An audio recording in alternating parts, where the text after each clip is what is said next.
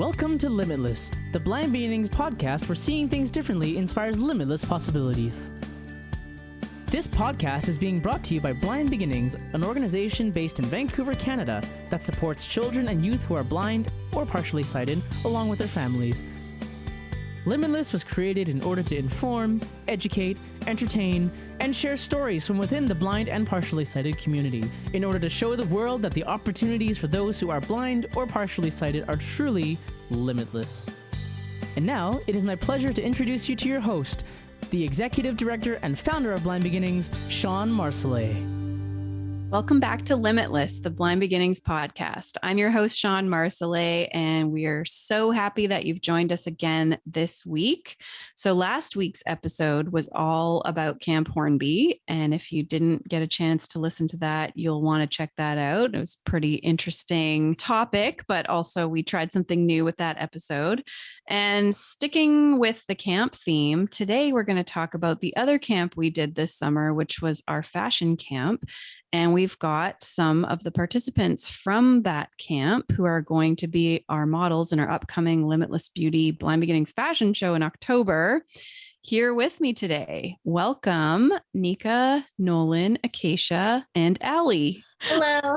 Hello. Hello. So I'd love it if each of you could introduce yourselves, let us know your level of vision, if you want to say how old you are, and why you were interested in being part of the fashion show. Hi, I'm Nika. I'm 21 years old, and my eye condition is called Peter's anomaly.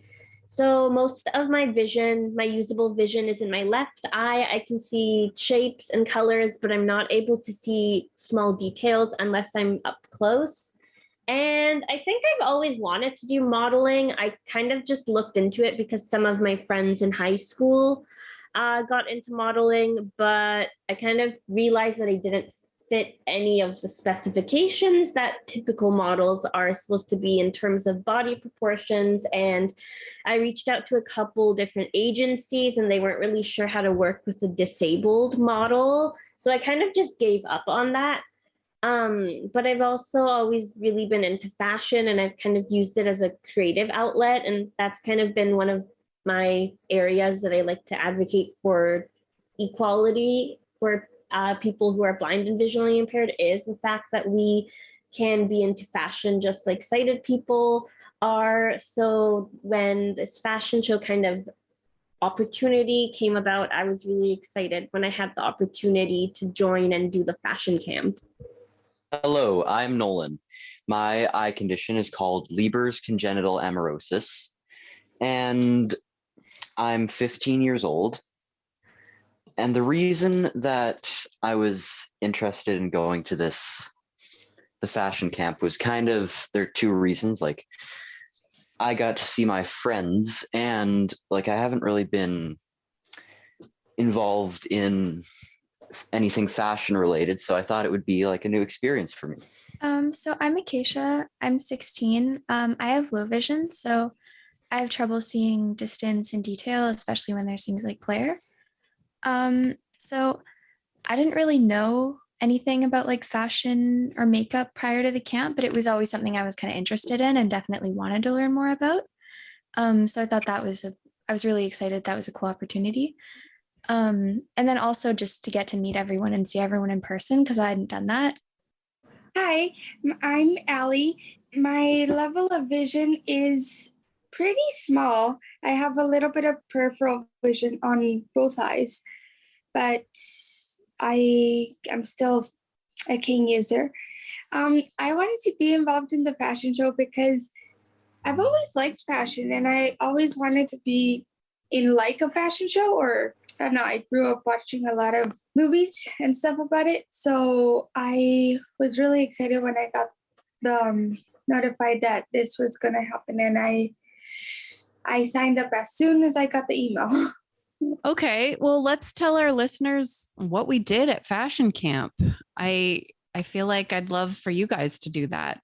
The first day, we basically just learned about different types of clothing and the names of things. And we did a Zoom meeting at one point where they talked about Braille on clothes and that was really cool. And the second day, we did a shopping trip, and we went to buy our outfits that we'd be using for the actual fashion show in October. And then on the last day, we practiced walking, like how to walk and pose like a fashion model. On the first day, kind of like what Nolan said, we had a lot of different lectures, and I loved being able to actually meet the founder. Founder of that Braille company on clothing that Nolan was talking about, iDesign. And it was really cool just being able to hear about her just vision for the company and how she even got started. And they came out with a new product, a blue dress, and just talking about all the Braille and how they were able to make everything fit using just those little crystals, I think was so cool. We also had a session on fashion, and one of the volunteers brought different suits and different fabrics so we can feel. And we learned about shoes, and we also had someone guide us through the different steps of makeup and even some basic skincare and how to layer different products. So what was it like, just to sort of explain a little bit more, on the second day when we went to the mall, we paired each of the models up with a volunteer, a sighted volunteer who could give them feedback on things they were trying on and kind of help them try to find the style that they wanted to model in the show. And it was really hard to get volunteers this year. So some of these volunteers were brand new to Blind Beginnings. They didn't really have time to get proper training on, how to interact with the person who's blind or sighted guide or any of those things. They were just eager and willing to help, which was fantastic. But I think for most of you, they were complete strangers. So I'm really curious what that was like, being paired up with a complete stranger and then doing something really vulnerable, like trying on clothes and getting feedback. So I was really nervous to work with a stranger. Like, I thought it would be awkward, but honestly, it wasn't. Like, she was just so nice. And like, we sort of talked about, I had like some idea of what I wanted, but that sort of like changed throughout the day, based on the different things that we found. And she was just really helpful and like, giving me ideas, but also like letting me sort of come up with what I wanted myself. And like, yeah, I don't know. It was a way more, like, it was not really a stressful experience at all. I thought it would be, but it was actually just really helpful. And she was really nice. That's so good to hear. I was thinking about how, like, as it's easier for someone to get a sense of your style if they know your personality a bit too, and being strangers, but that makes sense that throughout the day you'd get to know each other better. She would get to know you better, and maybe like what you like and what you don't like, and maybe be better at suggesting things. Yeah. Let's see. Nika, you weren't with a total stranger. My situation was a bit different because my volunteer was actually Leah, the director of finances and administration, and she already knew me, and we kind of had a bit of like that established rapport, I guess. So I was more at ease and could kind of just relax while shopping with her and joke around and stuff. So that was really nice. I wasn't anxious at all. And one of her daughters is like a year younger than me, so she was very up to date also on just all the trends and fashion.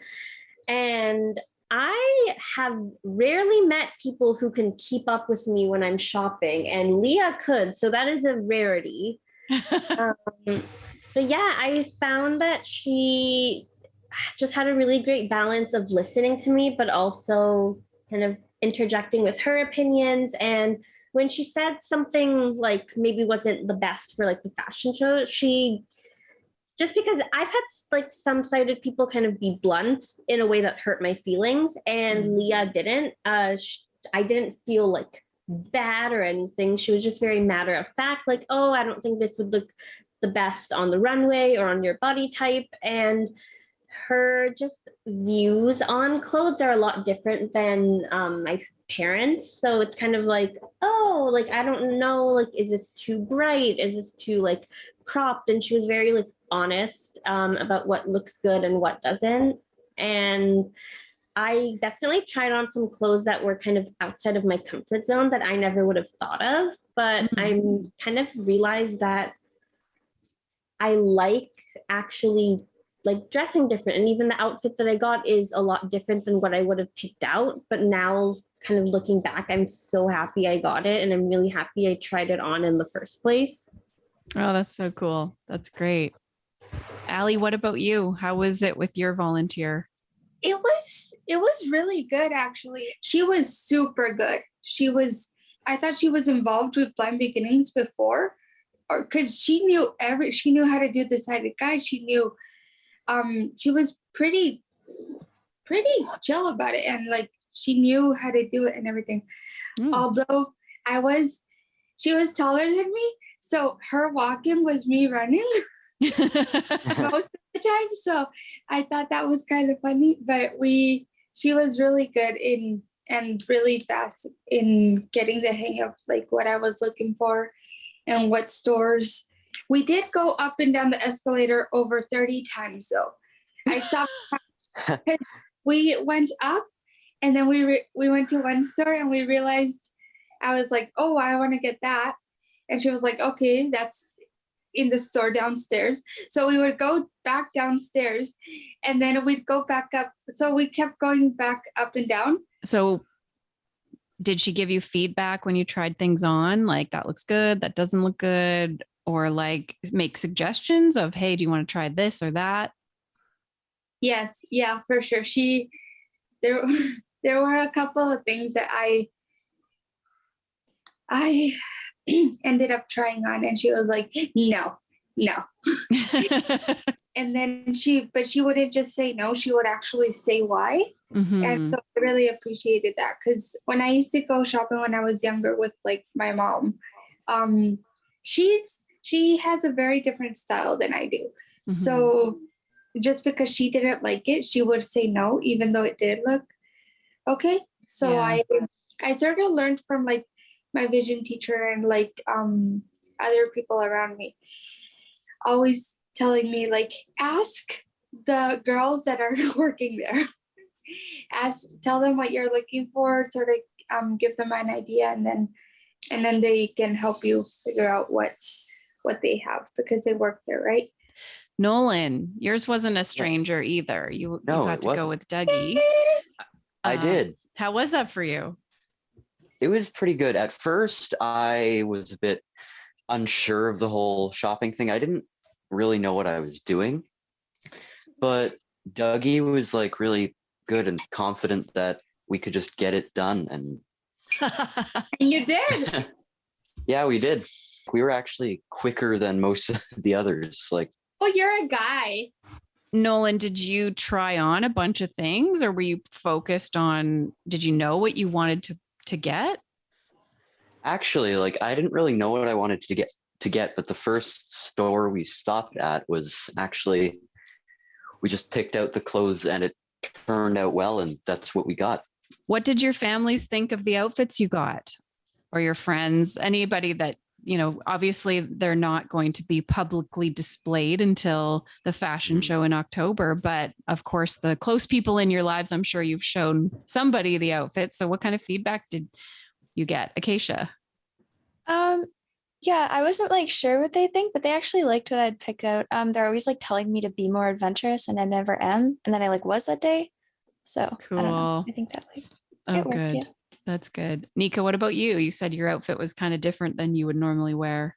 What kind of feedback did you get? My mom, when I showed her, really liked the colors and also the material of the outfit. And I got a longer skirt that's more floor length. So she was kind of like, oh, it's not really something that I thought like you'd pick out. So I just don't own anything in my closet like that. And she also wasn't sure what it would look like just without it being on me. So she was kind of like, oh, that's a bit different. She did like the color. She liked the sleeves. I don't know. I guess there's like things that she liked about it and things that she was also unsure of or never thought it would be something that I would have picked out, or just never something that she'd seen before. That's good. How about you, Allie?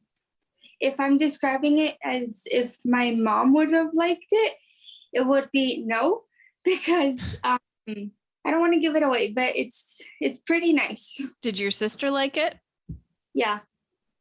Nolan, I know you left yours behind because you've got to fly back and forth, but did your parents see a photo or anything? Yes. Dougie sent me a photo of my outfit and I sent it to my dad, and he was like, whoa, that looks really cool. Sent it to my mom, and it sounded like my brother saw it and was jealous that he didn't get to wear it. Oh, that's awesome. Maybe it's a good thing you didn't bring it home. Your brother might have been trying to borrow it or something. Knowing him, he would have succeeded too. Okay. So you mentioned on day 3, you guys got to learn how to walk and pose like a model. We had a model instructor come and teach how to walk the runway and how to do a bunch of different poses. I'd love your feedback. How was that for you guys? Different. It was a lot of, there was a lot of stuff that we were learning. And before this, I didn't really know much about fashion. So I didn't really know there was a component like how to walk differently. I thought it was like all about the clothes that you wear, but that's part of it, but that's not the whole thing. And there was a lot of stuff to remember, and I honestly don't remember all of it. Yeah, he was going pretty quick through all those poses, and it was fun to watch. But I'd imagine I was sort of like standing on the sidelines trying some of the, like, walk with your legs straight and tilt your like aim with your belly button and tilt your upper body back a little. And like the whole thing just sounded so awkward. And so hard.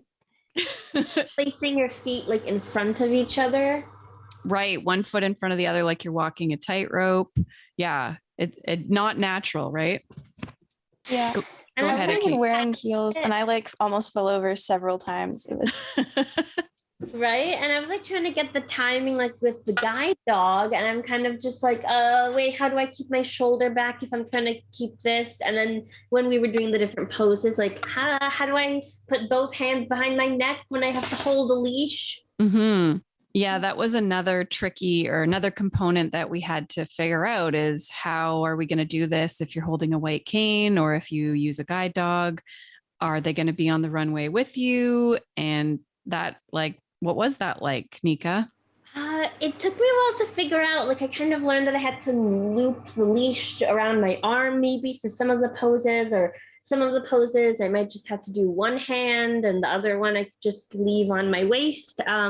Another thing too was that I have to I can't really go on count. So if someone says 3, 2, 1, go, I can't really do that because I have to like specifically say the verbal command for him to start walking. It was a lot of fun, but also he said that if we had the footwear that we were going to use at the actual fashion show to practice in those. And so I was in heels. And I did a lot of it in the heels, wearing the heels. But at one point I was just like so done. And I went to sit on the side to take them off, to just do it without them. And then I missed quite a few steps. So one of the other models said that she would help me out with the ones I missed because I was busy taking the heels back off. Well, the thought, or sort of what I took from it, was he was just giving a bunch of options, and you can do whatever you want when you're actually, so it was walk to the end of the runway, stop, and then do some poses. And that's kind of while the photographers are flashing their photos. And so your audience can like check you out from all sides and then turn and walk back. So my impression was it doesn't really matter what you do as long as you're rocking it, you feel good. I think if you didn't remember all the poses he taught, it's just, pick a few that you like. And he was even getting you guys to make them up, right? Yeah. Yeah. Yeah, he said we could kind of do like a combination of anything. And then when we were doing our individual kind of runway walks, he also gave us some advice based on our like individual outfits, or whether her hair was longer, or like how to do a hair flip or twirl a dress or something. Mm-hmm. But There was some specific tips for guys too. There was like, if you're going to put your hands in your pockets, make sure that it's just the thumbs and the fingers are out, or just the fingers and the thumbs are out, because otherwise when the photos are taken, it looks like you It'll don't look have like you have- hands. Yeah. Yeah. And that, I think that was kind of, instead of hand on hip, it's hand in pocket for guys, whereas women will put their hand on their hip. I don't know. I wasn't like taking notes or anything, but I was thinking, oh, I wish I knew some of this for previous photos that have been taken of me. So I'm curious what your favorite part of the fashion camp was. And I'm hoping you don't all say the same thing, but let's go. I don't know. Nika, what was your favorite? I mean, I feel like the obvious answer has to be shopping, and I love shopping, but I'm going to try and be original and say something different. And I really like the session on makeup, just because I could talk about makeup endlessly. And that's probably my favorite part of like beauty, clothes, like all that stuff is definitely the makeup aspect of it. And I also think I really liked, as I mentioned before, talking to the founder of iDesign, just because I was really excited to find out about their service where you can send in different like clothing items you have, and they will actually write whatever you want in Braille on it. So I have a bunch of graphic tees with different quotes and sayings, and sometimes I can read them myself. Oftentimes I need a sighted person to read me what's on my shirt. I'm so excited to get all my graphic tees embossed so I can make them accessible, and I want to buy t-shirts from the company, and the dress is $600, so maybe one day. Mm-hmm. Yeah, I just want to point out, I mean, iDesign is so cool, and it's AILLE, which is how you spell Braille. So very creative name. I just realized that. Yes. She uses beads and then to form into the Braille letters. So it just looks like a cool design made out of beads, but it actually says whatever it says. So some of her clothing, the Braille is functional, like it could have washing instructions, or it might say the color of the garment, but a lot of it also is like empowering quotes. So she sent us some t-shirts. One of them said, diversity includes disability. Another one said, fashion includes everyone. And so it says it in Braille, and it's beaded and looks cool, feels nice. And also there's no print in those cases. So, somebody who's sighted wouldn't actually know what it says. They'd have to ask you, which I think is remember kind of fun. I remember one that I thought was kind of funny. Like, I think she said something like, there was one shirt that like the Braille on it made it look cool, but all it actually said was my plain white shirt. Yes, that's right. Yeah. Nolan, what was your favorite part of Fashion Camp? Well, honestly, I gotta say either like seeing friends or part of the camp itself is gotta be shopping. Yeah, that really? Yeah.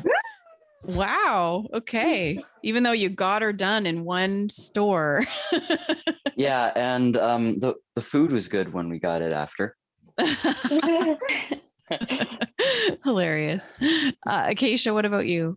So many things, but probably just getting to see like each person's individual style was so cool. Like when we went around and passed around all the stuff we'd bought when we came back from shopping, like everyone just had their own like totally unique style. And I don't know, I thought that was super cool.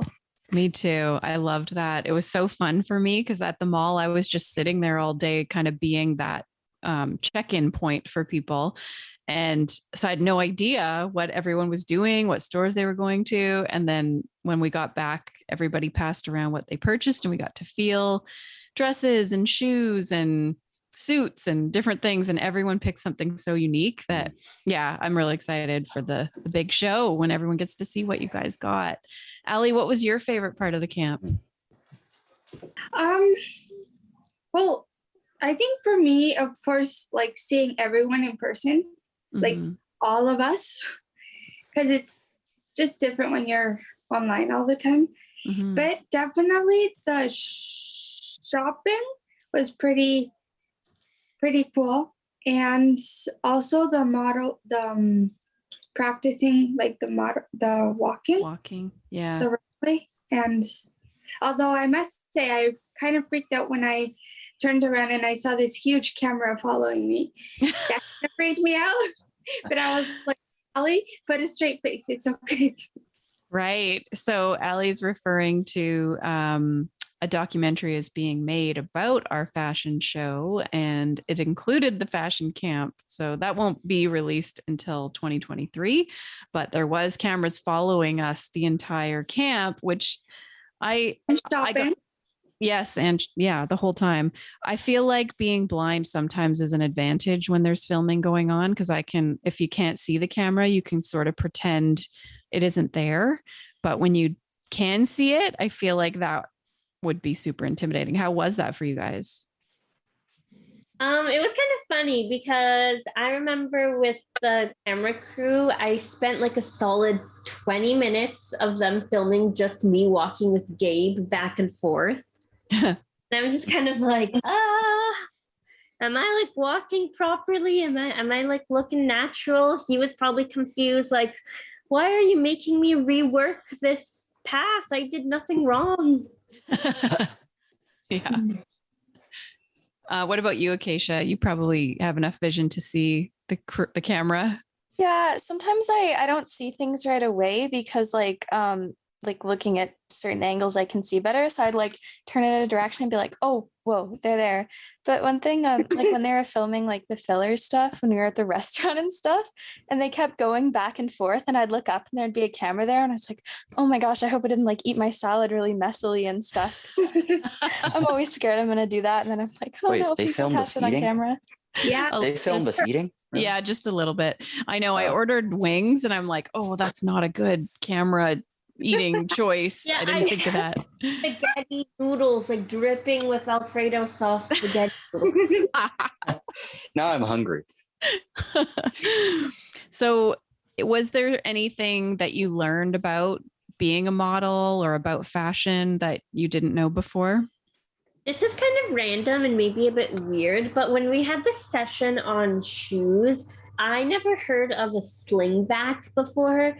So basically, when you're wearing heels, or if you're wearing heels and your heel and ankle are like exposed and open, but then there's just a band around the top of your ankle, apparently that's called a slingback. And I didn't know. I just kept calling them like open backs or strappy heels. But yeah, I did not know the proper terminology for it. Love it. Yeah, we actually passed around shoes, different styles of shoes, and talked about each one. Shoes. I learned about Air Force Ones, which apparently is a running shoe that all the teens are wearing. And I'm like, well, do they look like airplanes? Like what? Or why are they called Air Force Ones? And no one really had an answer for me, but apparently that's all the rage. Nolan and Acacia, did you guys learn anything about fashion or modeling that you didn't know before? Well, I didn't really know much, so everything was pretty much new to me. One of the big things that I learned, I feel like I already kind of said this, that was that there's much more to fashion than just trying on clothes that look good, like walking and posing and right, all that. Yeah. And like that, if you move your body a certain way, it makes the clothes look better. I think that was the part of the strange walk that you have to do is to make the clothes look good, right? Yes. What about you, Acacia? So like one thing that I had no idea, it was so like there were so many like things you had to consider for like the runway part of it, like camera angles and like tucking your hair behind your ears and whatever. But then also for the makeup, just like hearing like everyone's different ways of like you count how many like brush strokes on each side and stuff like that I'd like never thought about before. But I'm like, oh, that makes so much sense. Like, you know, because I had no idea how like that was done anyway. Mm-hmm. Yeah. Yeah. We were talking about applying makeup when you can't see, and, you know, you can't look in the mirror and know that, oh, it's uneven. There's like too much on one side and not enough on the other. So for me anyways, I just count, like I'm going to stroke the brush across the same number of times and then swipe my face the same number of times on each side so that hopefully it matches. But at the end of the day, you're walking out there and you don't really know. And there's no such thing as too much blending when you can't see. Yes. Cool. Okay. So I am curious how you guys are feeling about the upcoming event in October. At this point, my goal is to just not fall on my face because Me too. just because we did practicing with the walk, but I never did it with, I don't know what the lighting's going to be like, or if I'm just going to be like really hot in my clothes or feel like really, really hot with the temperature there and having the cameras flash and kind of like freezing up.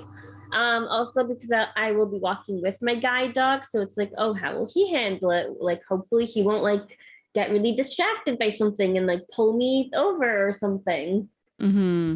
I'm looking forward to it, but I just hope that there's some time to refresh my memory about like the walks and stuff because I don't really remember much.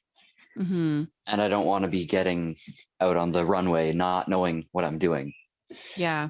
Mhm. We're going to try to bring the model instructor back that morning to kind of give you guys a refresher. My fear for you, Nolan, is that you grow another 3 inches and your suit doesn't fit. Oh yeah, you were mentioning that. Yeah, you said That would be terrible. what would we do in that instance? That's if not that going to happened? happen. It's all going to be good. Okay, It's only like okay. 6 weeks, well, 2 months away from the day you bought it. Don't drink So any milk. I can't promise that. I have cereal with milk every morning. what about you, Acacia? How are you feeling about the actual show? One thing I'm worried about is definitely just like the walking. I possess the rare gift of just randomly falling while standing up. So, you know, that's I'm worried that I'm gonna like trip over my feet. But also I make really funny facial expressions accidentally all the time. So like that's one thing. Like I feel like I'm gonna like get really awkward and just like make a bunch of really funny facial expressions, but that could be interesting. So are you guys doing any sort of prep to prepare? I feel like I might do like some practice walking closer to the day once I also like finalize what shoes I'm wearing. Another thing, I guess it's preparation, which is not wearing my clothes because knowing me, even if I just put them on to show my family, something will happen and I will like spill or rip something. So fighting the urge to not wear my clothes, even though I really want to. Mm-hmm. And I guess something else that might fall under preparation is like you were saying, like when we were kind of talking about putting together the outfits for the show, that maybe we could like put together like 1 or 2 other outfits like with stuff we already have. So just thinking like if I want to do that and what things I have in mind. Yeah. Awesome. Acacia, are you doing anything to prepare? I think I'm gonna practice the walking, yeah, because and in like the shoes I bought and stuff. Yeah. Yeah. I would totally be doing that. Oh, and Allie, you got some serious shoes to practice in. Have you been practicing? Yeah, I probably should practice more. Like I mean, I'm 5'3", and with the heels, I'm 5'7", ish. So I'm definitely gonna have to start practicing like every day. Well, we're a pretty supportive group. I'm sure that you will all be fine. But I would be having that same fear of fall. I remember actually my high school grad, and I was sitting in the back, and somebody was giving a speech, and they were saying to the whole crowd, "You will remember what you're thinking in this moment for the rest of your lives." And what I was thinking was, please don't trip as I walk across the stage. And guess what? I have always remembered that. So I get it. It's very intimidating when there's people watching and you're in heels, especially, and it's important. So I'm with you. I feel your nerves. I'm sure you guys will be great. I'm really excited to show everyone what Limitless Beauty is. Oh yeah, we should talk about that, I guess. So the name of the show is the Limitless Beauty Fashion Show. And Yeah. Do you want to talk about what that means to you, Nika? Yeah, so I know that like the philosophy of Blind Beginnings is no limits, and we kind of have like the Limitless podcast, Limitless blog.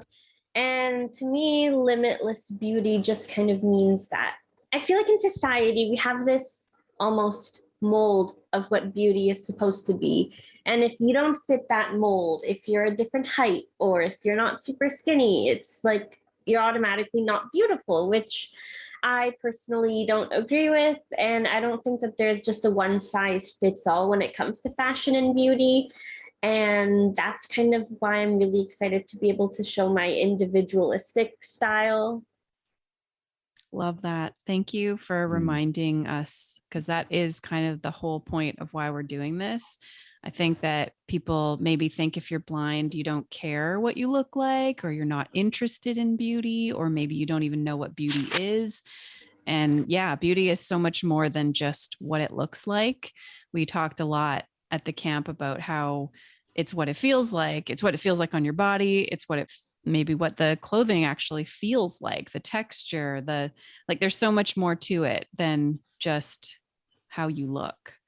And it's really sad, I think, because I've gotten comments before, just when I've gone out, people saying, oh, good for you for coloring your hair, good for you for wearing a nice outfit or makeup. And I'm like, what do you mean, like, good for you? And she's like, oh, well, because you're disabled and you have this hard life and you're still like able to put yourself out there. And I'm like, what? Like, sighted people would never get, like, not every sighted person wears dresses or like colors their hair or wears makeup. So it's kind of like same with people with disabilities. Some of us are really into fashion and some of us just aren't. And I don't think I'm any more or less exceptional for kind of, maybe doing a bit more extra to get myself ready for the day.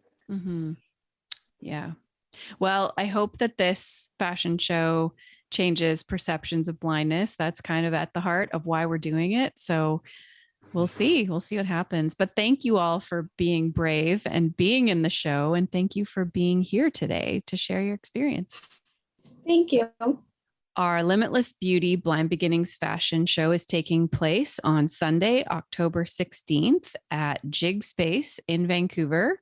And tickets will be on sale September 12th. They're $75 each, and there are only 75 tickets available. So this is an exclusive event that you're not going to want to miss. So if you're interested in purchasing tickets, visit our website, blindbeginnings.ca, on September 12th, and make sure you don't miss out on this amazing opportunity. You've been listening to Limitless, the Blind Beginnings podcast. If you have a question, a comment, a future topic request, please send us an email to limitless@blindbeginnings.ca. Please share our podcast, leave us a rating or review, and join us next time. This podcast has been brought to you by Blind Beginnings, an organization based in Vancouver, Canada, that supports children and youth who are blind or partially sighted, along with their families. Music for this podcast is composed by Sean Bishop and Clement Chow. Production and audio editing by Rob Minot. For more information about Blind Beginnings and the work it does to support children and youth who are blind and partially sighted, along with their families, visit us on the web at www.blindbeginnings.ca, and also remember to follow us on Facebook, Instagram, and Twitter. We thank you for joining us, and we look forward to seeing you next time.